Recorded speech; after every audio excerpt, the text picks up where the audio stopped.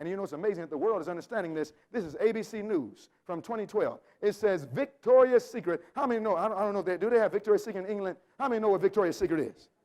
Now, some of the men shouldn't have raised their hand. Now, listen. This needs to be a secret. Now, it says Victoria's Secret model quits to reserve body for what? Watch this now. It says model 21 has decided to leave Victoria's Secret because it clashes with her Christian what? She left Victoria's Secret. Many of the women looking up saying, I wish I could do this. And she says, I just became so convinced of honoring who? And my body, and wanting to be a role model for other women out there who look up to me. She said to Good Morning America, she says, I'm going to leave this alone. She says she's going to do it. She says, look, I was doing my makeup in the mirror one day, and she was watching me. She looked at me and was like one of her younger relatives. She said, I think I want to stop eating so I can look like you. It just broke my heart because she looks up to me, and I didn't want to be that type of person that she thought she had to do that to be beautiful. Thousands of girls that think that being beautiful is a what? And really, it's a what? See, beauty is not on the outside. Beauty is on the what? Inside. Most of us think that it's on the inside. Let me tell you something. This is not just clothes. Do you know that we're told at Seventh Adventists that we were to leave not only the dress and fashion of the world, but that we were to leave the makeup of this world alone? Did you hear what I said? Now, if you knew where makeup came from, you wouldn't put it on your face. Do you know where they get makeup from? Have you studied where makeup comes from? I can't tell you here. You wouldn't want to put it on you. And then people take it, man, they take it and put it all over their lips and their face, and they don't know that by putting on makeup, they are violating the 9th commandment. You say, what do you mean?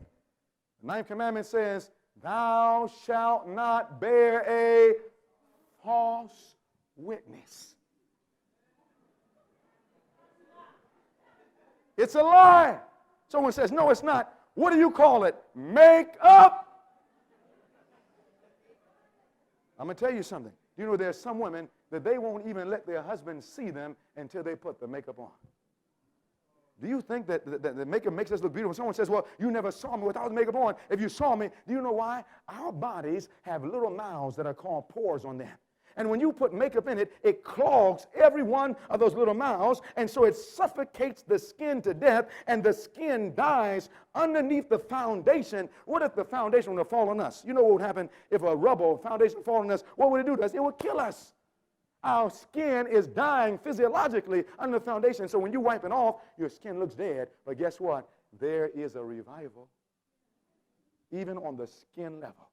You know that you can do actually a salt glow.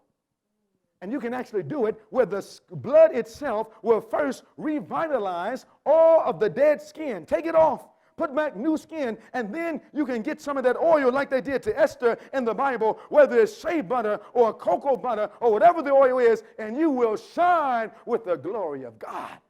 You see, beauty is not on the outside. Beauty is from the inside out. And someone says, well, I got scars. Well, you know, there's another man who has scars too.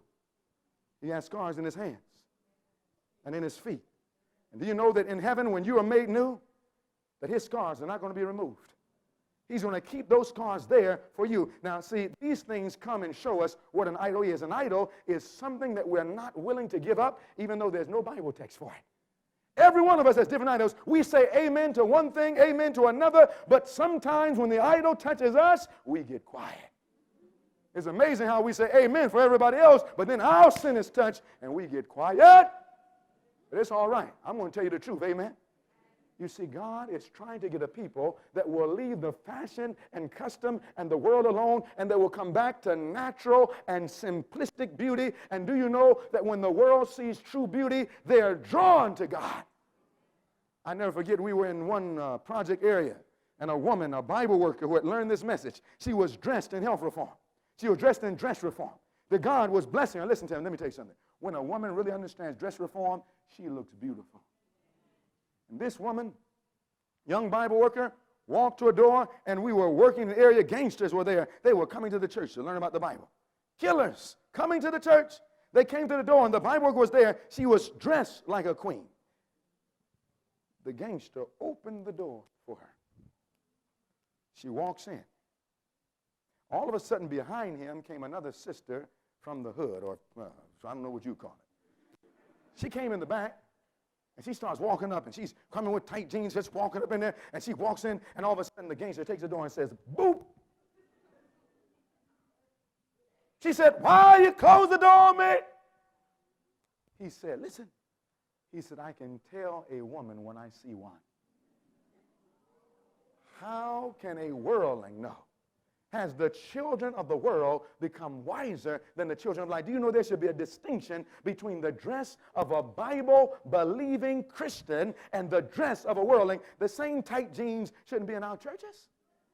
The same short mini skirts shouldn't be in our clothes. You know where that mini skirt came from? It came from over here in Europe. 1964, a woman by the name of Mary Quain wrote it and made it, and the newspapers put out that she said she made it to seduce men in the daytime.